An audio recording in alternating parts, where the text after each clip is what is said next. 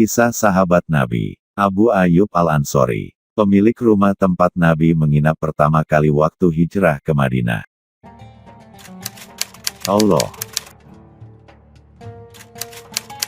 mengharumkan namanya di timur dan barat, dan mengangkat derajatnya di atas makhluk-makhluknya yang lain. Sahabat Nabi yang mulia ini bernama Khalid bin Zaid bin Kulaib dari Bani Najjar. Julukannya adalah Abu Ayyub Al-Ansori. Siapa gerangan muslim yang tidak mengenal Abu Ayyub Al-Ansori? Allah mengharumkan namanya di timur dan barat dan mengangkat derajatnya di atas makhluk-makhluknya yang lain, ketika dia memilih rumah Abu Ayyub sebagai tempat menginap sementara bagi Nabi mulia yang baru berhijrah ke Madinah. Menginapnya Rasulullah di rumah Abu Ayyub merupakan kisah yang teramat indah untuk dikenang kembali. Betapa tidak, saat itu Nabi tiba di Madinah dengan dielu-elukan oleh seluruh penduduk. Semua mata memandangnya dengan penuh kerinduan seolah memandang sang kekasih hati. Mereka semua membuka pintu-pintu rumah berharap Nabi mulia itu sudi menginap di tempat mereka. Tetapi Rasulullah ternyata tinggal di sebuah desa berjarak 2 mil dari Madinah, yaitu Desa Quba. Di sini beliau membuat masjid pertama yang dibangun di atas dasar takwa. Kemudian beliau menunggangi untanya keluar. Para pemimpin kota Yasrib berusaha agar beliau mau berhenti. Masing-masing ingin mendapatkan kehormatan dijadikan tempat menginap oleh Nabi. Mereka menghalang-halangi jalannya unta tunggangan beliau dan memohon-mohon, "Tinggallah di rumah saya beserta seluruh perlengkapan Anda wahai Rasulullah. Kami akan menjamin keamanan Anda." Rasulullah berkata, "Biarkanlah unta ini berjalan sekehendaknya karena dia diperintah oleh Allah." Unta tersebut terus berjalan diikuti tatapan mata para penyambut. Bila dia melewati satu rumah, maka pemiliknya merasa pupus harapan untuk bisa menjadi tuan rumah bagi Rasulullah. Sebaliknya, pemilik rumah-rumah berikutnya menanti dengan harap-harap cemas akankah rumah mereka dipilih oleh Nabi. Namun si unta terus saja berjalan. Orang-orang pun mengikutinya dengan penasaran. Akhirnya sampailah dia di suatu tanah kosong di rumah Abu Ayyub Al-Ansori. Disitulah dia berhenti dan duduk. Tapi Rasulullah tidak segera turun. Tak lama kemudian memang si unta bangkit dan berjalan kembali. Rasulullah melepaskan tali kendalinya. Belum jauh berjalan, dia berbalik dan duduk di tempat semula.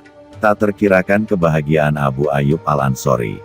Dia segera mendekati Rasulullah dan menurunkan barang-barang bawaan beliau. Rasanya dunia seisinya terkumpul di rumahnya. Rumah Abu Ayyub terdiri dari 2 lantai. Abu Ayyub lalu bermaksud mengosongkan barang-barangnya di lantai atas agar bisa ditempati oleh Rasulullah. Namun Rasulullah memilih tinggal di lantai bawah sehingga Abu Ayyub menuruti saja kehendak beliau. Ketika malam, Rasulullah beranjak ke peraduannya, sementara Abu Ayyub dan istrinya naik ke lantai atas. Setelah menutup pintu, berkatalah Abu Ayyub, "Istriku, apa yang kita lakukan ini? Rasulullah berada di bawah dan kita di atasnya.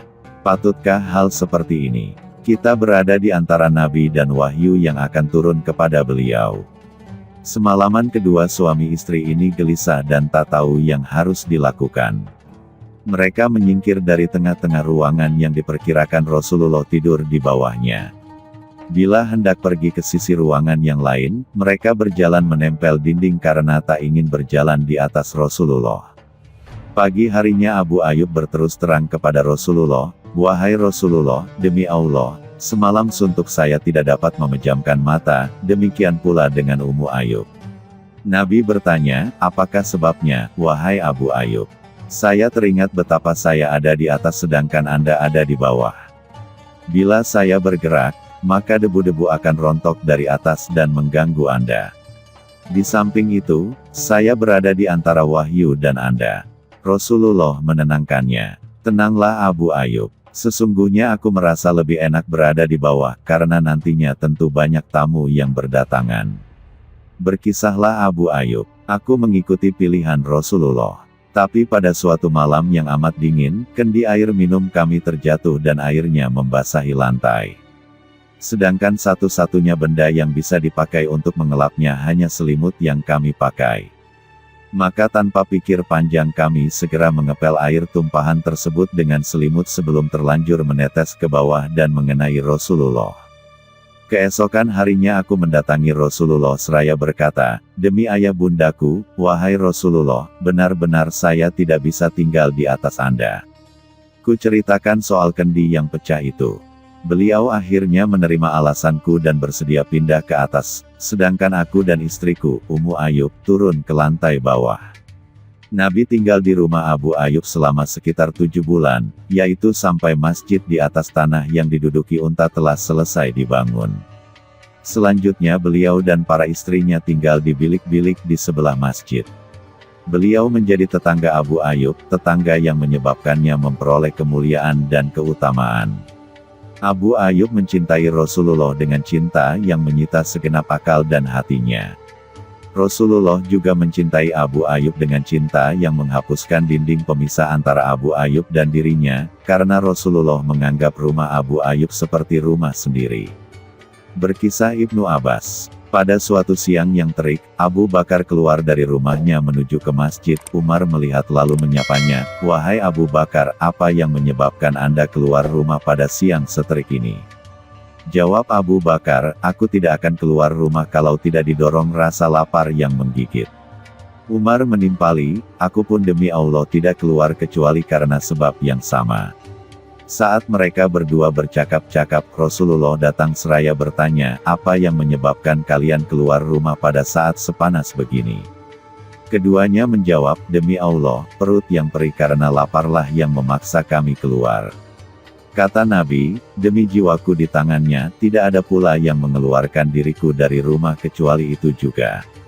Mari ikutlah aku." Mereka bertiga berjalan sampai di depan pintu rumah Abu Ayub Al-Ansori. Setiap hari Abu Ayub memang biasa menyediakan makanan untuk Rasulullah. Bila pada waktu-waktu makan beliau tidak juga datang, baru Abu Ayub memperbolehkan keluarganya memakannya. Ummu Ayub membuka pintu lalu mengucapkan salam, "Selamat datang, wahai Nabi dan saudara-saudara." Rasulullah bertanya, "Di mana Abu Ayub?" Saat itu Abu Ayub sedang mengurus pohon kurmanya di samping rumah. Mendengar suara Nabi, dia segera menyongsong, "Selamat datang, wahai Rasulullah dan saudara-saudara." Lanjutnya, "Wahai Nabiullah, bukan kebiasaan Anda datang pada waktu-waktu seperti ini?" Nabi membenarkan, "Engkau benar." Abu Ayub kemudian memotong setandan kurma yang berisi tamar, rutop dan busar. Rutop adalah kurma yang telah masak, sedangkan busar adalah yang masih separuh masak. Rasulullah berkata, "Janganlah engkau memotong tandan yang begini. Sebaiknya ambillah tandan yang sudah sempurna." Kata Abu Ayub, "Wahai Rasulullah, saya ingin Anda makan tamarnya, rutopnya serta busarnya juga. Saya pun akan menyembelih kambing untuk Anda." Pesan Rasulullah, "Janganlah engkau menyembelih kambing yang sudah mengeluarkan susu." Abu Ayub memilih seekor anak kambing yang berumur setahun. Setelah menyembelihnya, dia berkata kepada istrinya, "Buatlah adonan untuk roti, engkau lebih mengerti cara membuat roti. Untuk kambingnya, masaklah yang separuh dan bakarlah separuh lainnya." Setelah masak, roti kuah dan kambing segera dihidangkan. Rasulullah mengambil sepotong daging dan menaruhnya di dalam piring seraya berkata, "Wahai Abu Ayub, tolong antar roti dan daging ini ke rumah Fatimah. Dia juga sudah beberapa hari tidak makan sesuatu." Setelah mereka semua kenyang, Nabi berkata, "Roti, daging, tamar, busar, dan rutop." Kedua mata beliau berlinangan ketika melanjutkan, "Demi jiwaku di tangannya, inilah yang disebut nikmat, yang akan kalian pertanggungjawabkan kelak pada hari kiamat. Bila kalian menghadapi hidangan seperti ini dan akan menyantapnya, bacalah basmalah. Bila sudah kenyang ucapkan, Alhamdulillahilazi, huwa asbana, wa anama alaina fa'afdola, segala puji bagi Allah yang telah memberi kami makan sampai kenyang dan memberi karunia yang sebaik-baiknya." Rasulullah langsung bangkit dan berpesan kepada Abu Ayub, "Besok datanglah ke tempatku." Sudah menjadi tabiat luhur Rasulullah bahwa tak seorang pun berbuat baik kepada beliau kecuali segera dibalas dengan kebaikan yang lain. Namun kelihatannya Abu Ayyub tidak mendengarkan kata-kata beliau sehingga Umar merasa perlu mengulangi. Nabi meminta Anda datang kepada beliau besok pagi. Abu Ayyub segera berkata, saya akan datang besok, ya Rasulullah.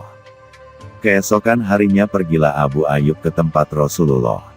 Beliau ternyata menghadiahi seorang pembantu rumah tangga seraya berpesan, perlakukanlah anak ini dengan baik di rumahmu Abu Ayyub. Kami tak pernah mendapati pada dirinya selain sesuatu yang baik selama di rumah ini. Abu Ayyub pulang bersama anak belia itu. Ummu Ayyub keheranan melihatnya, maka ia bertanya, untuk siapa anak ini Abu Ayyub? Jawab Abu Ayyub, untuk kita. Hadiah dari Rasulullah. Sebuah hadiah yang paling berharga, komentar Ummu Ayyub. Abu Ayyub melanjutkan, beliau berpesan agar kita memperlakukan anak ini sebaik-baiknya. Ummu Ayyub berpikir-pikir, kebaikan apa yang bisa kita lakukan terhadapnya untuk melaksanakan pesan Rasulullah itu. Kedua suami istri itu terdiam beberapa saat sampai akhirnya Abu Ayyub berkata, demi Allah, aku tak mungkin melaksanakan pesan itu lebih baik daripada memerdekakan anak ini. Engkau telah mendapatkan petunjuk kebenaran. Engkau mendapatkan taufik. Ummu Ayyub kegirangan. Anak kecil itu pun dimerdekakan oleh mereka. Rangkaian kisah di atas adalah mengenai kehidupan Abu Ayyub Al-Ansori dalam suasana damai. Bila Anda sempat mengetahui sebagian hidupnya dalam peperangan, niscaya Anda akan menjumpai hal-hal yang menakjubkan. Sepanjang hidupnya, Abu Ayyub adalah seorang mujahid dan seorang pejuang yang aktif. Dia tak pernah ketinggalan ikut serta dalam seluruh perang sejak masa Rasulullah hingga masa Muawiyah, kecuali bila disibukkan oleh suatu tugas. Perang terakhir yang diikutinya adalah penaklukan Konstantinopel. Muawiyah saat itu mengirimkan pasukan yang dipimpin oleh putranya sendiri, Yazid. Pada masa ini, Abu Ayyub adalah seorang lanjut usia berumur 80-an. Dia tak mau ketinggalan ikut berperang di bawah panji-panji Yazid, dan turut menerjang gelombang musuh sebagai seorang pejuang. Namun Abu Ayyub tak mampu lama-lama bertempur. Dia menderita sakit yang mengharuskannya untuk beristirahat. Yazid sebagai panglima menjenguk dan bertanya, adakah Anda memerlukan sesuatu Abu Ayyub? Dia menjawab, sampaikanlah salamku kepada seluruh kaum muslimin. Abu Ayyub juga berpesan agar pasukan terus maju ke daerah musuh dan membawanya bersama mereka. Bila nanti dia wafat di medan perang, hendaknya jenazahnya dibawa dan dimakamkan di bawah dinding kota Konstantinopel. Tak lama setelah itu, Abu Ayyub pun wafat. Pasukan muslimin melaksanakan amanat sahabat Rasulullah ini. Mereka terus bertempur dengan gagah berani. Ketika mencapai dinding kota Konstantinopel, mereka memakamkan jenazah Abu Ayyub di bawahnya. Semoga Allah memberi rahmat kepada Abu Ayyub Al-Ansori. Dia tidak mau mati kecuali di atas beberapa ekor kuda jinak sebagai pejuang. Menyerbu ke tengah medan tanpa mempedulikan bahwa usianya sudah 80 tahun. Wallahu a'lam. Jazakumullahu khairan.